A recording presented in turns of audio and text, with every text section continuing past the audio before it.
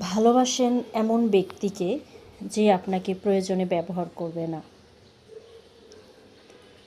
বিশ্বাস এমন ব্যক্তির উপরে রাখা উচিত যে কখনো বিশ্বাসের অমর্যাদা করবে না। কিন্তু দুঃখের বিষয়, আমরা তো আসলে মানুষই চিনতে পারি না। আমাদের মনে হয় আসলে আমরা মানুষ চিনি, বা যার সাথে আমাদের ভালো সম্পর্ক, বা যাকে বিশ্বাস করি, যাকে ভালোবাসি,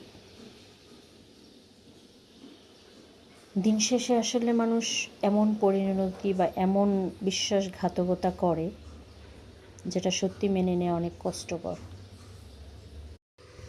সত্যি বলতে ভুল মানুষই করে। ফেরেশতাদের হয়তো আল্লাহ ভুল করার অধিকার রাখেন নাই। তবে যারা সত্যিকারের মানুষ, যারা মানুষ, তারা হচ্ছে ভুল করে সেখান থেকে শুধরায়। যে ব্যক্তি একই ভুল বারবার করে,